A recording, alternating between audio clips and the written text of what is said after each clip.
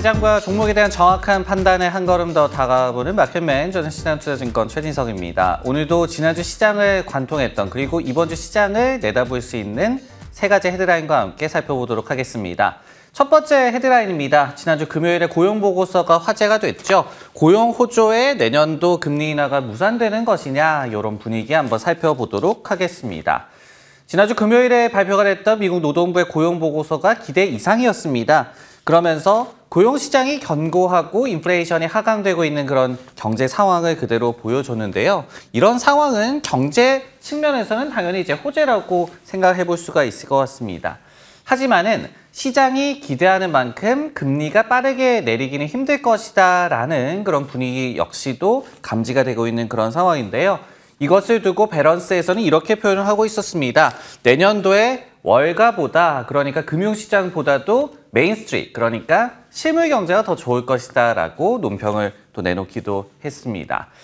최근에 다소 후퇴하기는 했지만요. 시장의 금리 인하에 대한 기대감은 다소 좀 과도해 보이는 것이 사실입니다. 연준이 이제 지난 9월 달이었죠. 마지막 점도표를 통해서는요. 내년까지 2차례 금리 인하 정도를 예상을 하고 그리고 제시를 하고 있는 그런 상황입니다. 반면에 이제 선물시장 같은 경우에는요. 내년도에 최소 4번의 금리 인하를 예상을 하고 있는 그런 전망치들이 계속해서 나오고 있는데요. 반대로 이번에 고용보고서에서도 확인을 했듯이 경기 훼손 없이는 통화 완화가 제한적일 것이다라는 얘기가 많이 들리고 있는 상황입니다.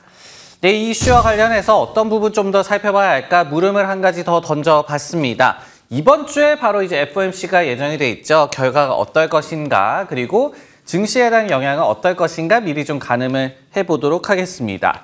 현지 시각으로 이제 수요일 날 FOMC가 종료가 되게 되죠. 그러면서 일단은 금리 결정에 대해서는 뭐 이견이 없을 것 같습니다.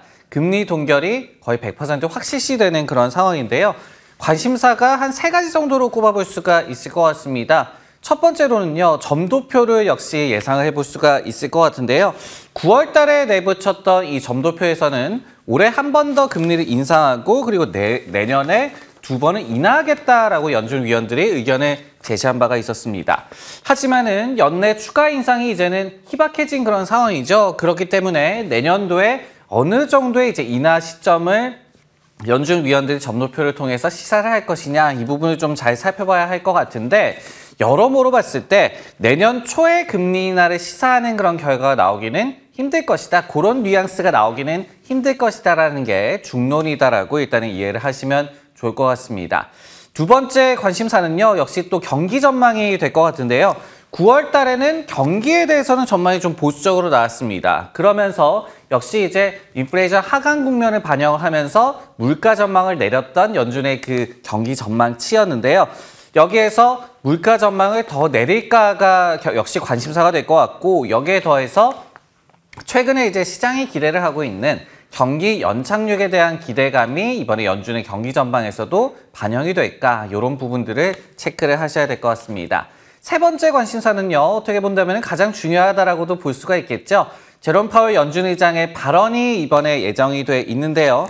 고용지표도 좋았던 마당에 매파 발언이 전반적으로는 좀 예상이 되고 있습니다. 그리고 여기에 또 중요한 것이 시장이 지금 상황이 어떻고, 그렇기 때문에 파월 의장의 발언을 어떻게 해석을 하는지도 좀 중요할 것 같은데, 지금과 같이 어떤 경기 호조에 대한 그런 분위기가 있는 상황에서는 이번에는 파월 의장의 발언을 시장 역시도 매파로 받아들일 가능성이 높을 것으로 예상이 되고 있습니다.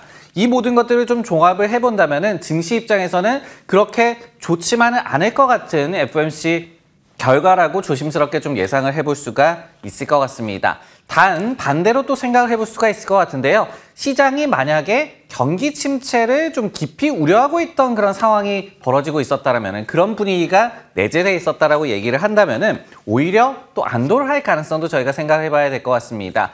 왜냐하면은 파월 의장이 매파 발언을 내놓는다고 하더라도 이것이 경기가 그만큼 좋아서 매파 발언을 내놓는다, 이렇게 또 해석을 할 수도 있기 때문입니다. 이렇게 다방면으로 체크를 하시면서 FOMC 대비하시면 좋을 것 같습니다.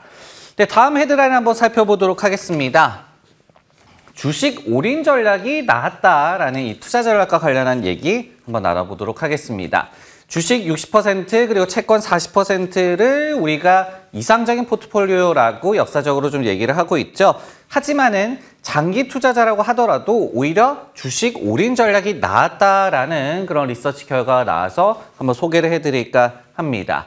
비즈니스 인사이더에서 이 같은 기사를 전했는데요. 예를 들어서 미국의 한 가정을 좀 예시로 제시를 했습니다. 40년간 50%는 국내 주식에 투자를 하고 그리고 나머지 50%는 해외 주식에 투자를 했다라고 또 가정을 했을 때 107만 달러의 수익이 가능하다라고 이렇게 예상치가 나왔어요. 그리고 국내에 이 주식 투자를 집중을 했을 때도 한 105만 달러 정도의 수익을 낼 수가 있을 것이다라고 얘기가 나왔습니다.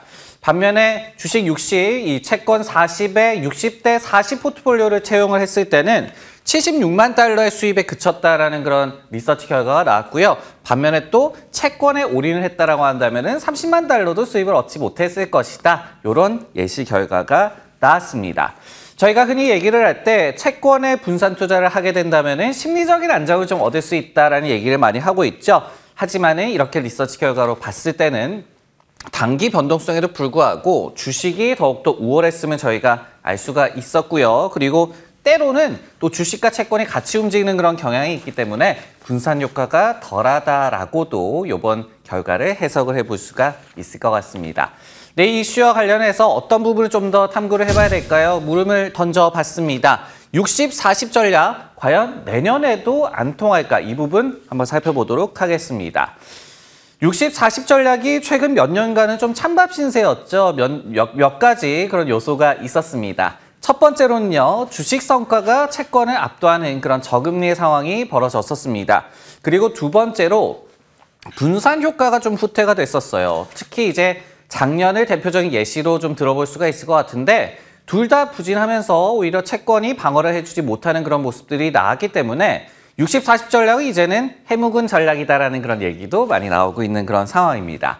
근데 이제 내년은 다를 것으로 기대가 되고 있죠. 그러면서 가장 크게 저희가 생각해 볼 수 있는 거는 결국은 금리가 떨어질 것이다. 채권 가격이 상승할 것이다 라는 기대감으로 한번 정리를 해볼 수가 있을 것 같습니다. 국내에서도 이 같은 기대를 하시는 투자자들이 굉장히 많죠. 국내에서 올해 이 개인 투자자들이 무려 35조 원어치나 채권을 매수하고 있는 것 역시도 금리 하락, 채권 가격의 상승을 기대하고 있는 그런 분위기라고 생각을 해볼 수가 있을 것 같습니다. 이처럼 내년에는 그래도 채권이 좀 아웃퍼폼을 하면서 60, 40 전략을 좀 살려줄 것으로 기대가 되고 있는 상황인데요.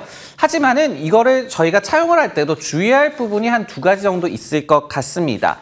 첫 번째로는요, 이렇게 금리 하락을 기대를 하면서 장기채 위주의 이제 매수세가 집중이 되고 있어요. 하지만은 우리가 흔히들 얘기를 하는 캐피탈 게인이라고 얘기를 하죠. 자본 차익에 대한 기대는 특히 개인 투자자 입장에서는 위험성이 따를 수가 있을 것이다라는 점을 기억을 해봐야 될 것 같습니다. higher for longer, 그러니까 여기에서 금리가 더 오르지는 않더라도 high for longer, 그러니까 고금리 상황이 예상보다 길게 이어질 가능성도 있거든요. 그러다 보면은 어느 한 구간에 훼손이 되는, 수익이 훼손이 되는 그런 구간이 나올 수가 있습니다. 이런 손실을 다시 한번 좀 감당을 하는 것이 힘들 수 있다는 점 저희가 기대를 하면서 채권 투자를 좀 접근을 해봐야 될 것 같고요. 그리고 두 번째로는요, 60, 40 전략을 이제 저희가 접근을 할 때 전통적인 60, 40 투자에서 탈피할 필요가 있다는 점을 또 생각을 해봐야 될 것 같습니다. JP모건이 주요 기관들 중에서 거의 유일하게 60, 40 전략은 죽지 않았다라고 주창을 하고 있는 그런 기관이라고 볼 수가 있겠는데요. 그럼에도 불구하고 최근까지도 실물 투자 자산이라든지 이런 부분으로 더욱더 다각화를 해야 한다라고 얘기를 하고 있습니다. 그러니까 채권 딱 주식 이렇게만 나누는 시대는 같다라고도 해석을 해볼 수가 있겠죠. 여기에 또 더해서 주식과 채권의 분산 효과가 훼손했다라고 한다면은 한 자산 내에서도 분산하는 것이 중요하겠다. 이 부분도 생각해봐야 될 것 같습니다.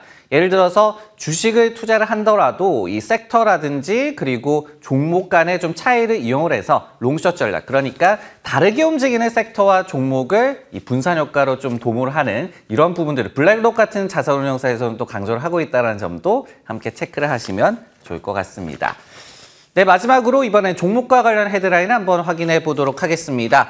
룰루레몬이 호실적인 신고가를 기록을 했는데요. 쇼핑 경기, 이 소비 경기에 어떤 시사점이 있는지 살펴보도록 하겠습니다. 지난주 금요일에 룰루레몬의 주가가 무려 5% 정도 급등을 하면서 신고가를 기록을 했습니다.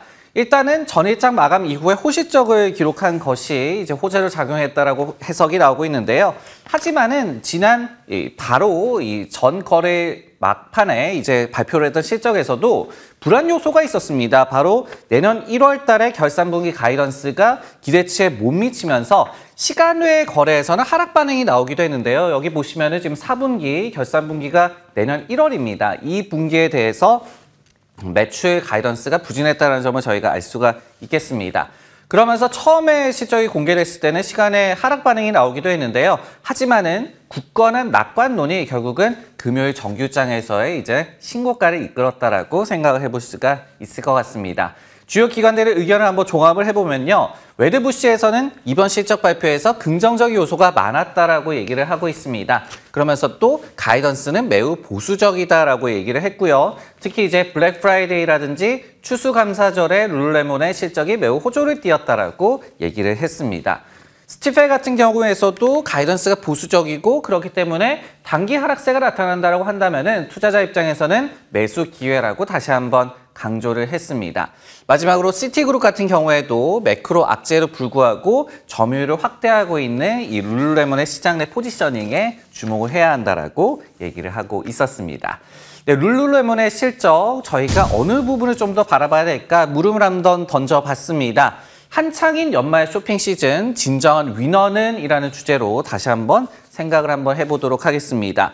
룰루레몬이 처음 당분기 가이던스를 발표를 했을 때 시간에 하락 반응이 나타난 것을 저희가 생각을 해보면요. 결국은 연말 쇼핑 시즌 전반에 대한 우려라고도 생각을 해볼 수가 있을 것 같습니다. 실제로 이번에 어닝스콜을 좀 들여다보면요. 경영진이 몇 번이나 이렇게 강조를 했습니다. 불프와 추수감사절의 성적은 좋은 편이지만은 연말 쇼핑 시즌이 아직도 3분의 2나 남아있기 때문에 아직까지 환호를 할 때는 아니다라고 보수적인 시각을 내비쳤는데요. 이런 부분들이 결국은 연말 쇼핑 시즌 경기가 생각보다 나쁘지 않을까라는 그런 우려를 자아냈다라고 볼 수가 있겠습니다. 그렇다면 올해 이제 위너를 어디에서 꼽아볼 수가 있을 것 같느냐? 올해 이제 연말 쇼핑 시즌을 좀 돌이켜보면요. 특징이 있습니다. 결국은 불프와 사이버 먼데이의 온라인 매출이 역대 최대를 기록을 했죠. 그러다 보니까 위너는 당연히 모바일과 인터넷, 온라인 쪽으로 쏠릴 수밖에 없겠다라고 말씀을 드릴 수가 있을 것 같고요. 그러면서 실제로 아마존 같은 경우에는 11월 달부터 견조한 주가 흐름을 좀 보여주면서 그런 부분들을 좀 반영하고 있다라고도 볼 수가 있겠습니다. 여기에 더해서 트래블주와 같은 온라인 여행 예약하는 그런 웹사이트가 되겠죠. 이런 플랫폼도 좀 좋은 주가 흐름을 보여주고 있고요. 그리고 온라인 또 가구 쇼핑과 관련한 웨이페어 같은 경우에도 다시 한번 좀 상승 흐름을 타고 있는 상황으로 종합을 해볼 수가 있을 것 같습니다.